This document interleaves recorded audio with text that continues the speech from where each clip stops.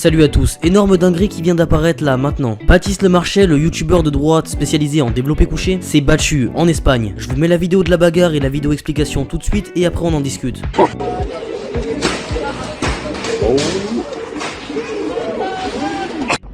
Avec Baptiste Marchais de Bench Cigar, dis-moi cher Baptiste, t'as quelque chose à dire aux internautes? Oui, alors au sujet de cette vidéo, ce qui se passe, c'est que j'étais à la cathédrale de Barcelone avec un ami en train de prier. D'un seul coup, au milieu de la cathédrale, on commence à entendre une grosse musique type reggae, musique jamaïcaine, mais vraiment à l'intérieur de la cathédrale qui résonne énormément. Et je me dirige en gros vers l'endroit d'où ça vient, qui est une des entrées de la cathédrale.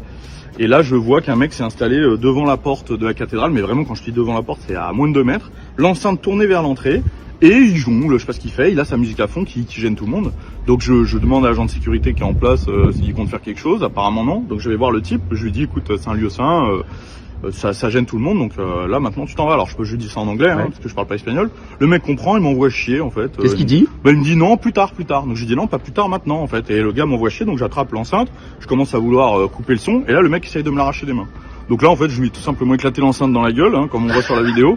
Et puis le mec est solide, donc il essaye tout de suite après ça de me mettre une droite que j'esquive. Moi-même j'essaye de lui mettre un crochet et recule. Et en fait il y avait les Mossos qui étaient dans la rue, donc il y a la police catalane dans la rue à quelques mètres de nous qui interviennent directement, qui nous font nous séparer et qui ont très bien réagi puisqu'ils ont fait la morale au type en disant effectivement c'est un lieu saint, t'as rien à foutre là, tu dégages. Mais du coup voilà, c'est quand même dingue que aujourd'hui en Europe, on se permette comme ça ces choses devant des églises. Oui, mais c'est la faute aussi de nous, de la communauté chrétienne et catholique, parce qu'en fait, on a eu trop l'habitude de ne pas réagir. Il y a des profanations tous les jours, il y a des gens qui dansent dans les églises, il y a des prêtres qui se font cracher dessus, et en fait, nous, qu'est-ce qu'on fait? On récite le chapelet. Alors c'est bien, effectivement, il faut le faire. Le combat, il passe d'abord par la prière, effectivement, et prier pour le salut de leurs âmes, mais il faut aussi avoir une réaction qui est physique. Hein. Bah justement, le Christ a eu cette réaction physique à l'époque à Jérusalem. Le Christ et nos ancêtres, d'accord, au 8e siècle, quand Charlemagne protège les états pontificaux, ce n'est pas seulement en récitant le chapelet.